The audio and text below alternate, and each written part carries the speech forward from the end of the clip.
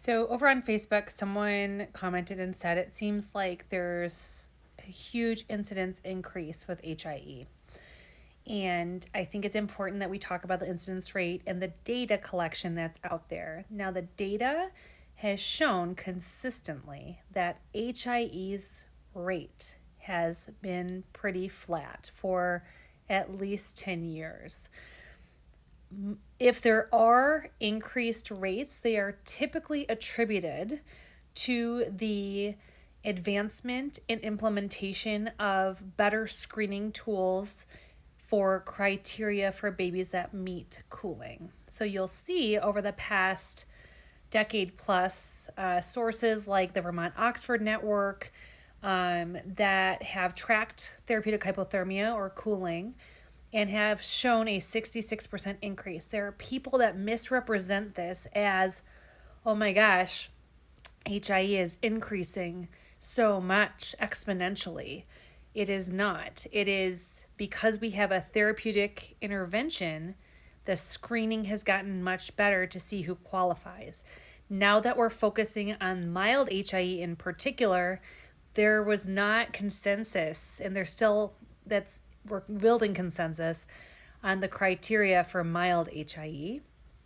Now, mild HIE on the STARNET scale is identifiable, but a lot of people might not track that as detailed in the medical records because there was no intervention. Now, when we're talking about studying mild, we're talking about cooling with mild potentially. We're talking about other therapeutics that might benefit mild babies. Then you're seeing better tracking and better data collection across the data sets around the world of HIE. And then we can go back in those and look at causation. So we've been working with the Newborn Brain Society on what's called common data elements.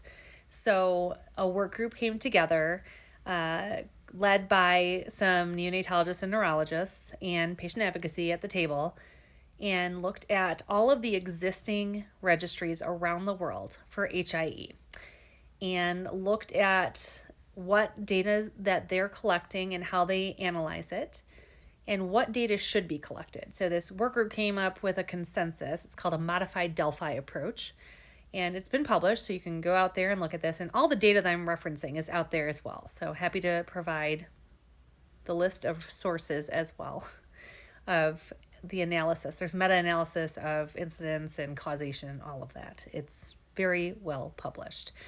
And so when you look at the causation of sentinel events, non-sentinel events, maternal health, maternal records, the majority of these registries have been collecting that.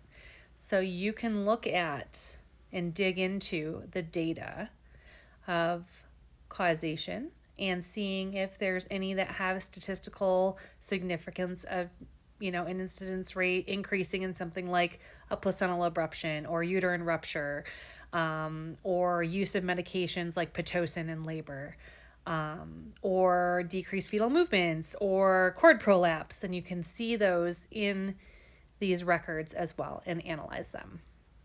Now, in conjunction with that work that has been done, we are building an HIE registry. We got funding to do so. And so we have a pilot registry project that is enrolling babies at 2 sites, at Colorado Children's and at WashU at St. Louis Children's. And then that's one arm of it. The other arm is a patient inputted registry. So one is electronic medical record, one is that, and that is the pilot program.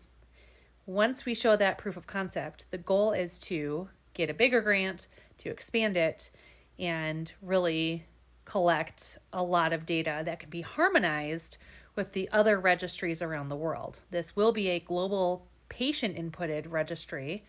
And then where there's electronic medical record registry, there will be what's called a CRID. It's an ID number, a common records ID, that anyone can register for and get, and that CRID allows you to take your data around where you want it to be, to drop it into data sets and have it be a part of that de-identified data.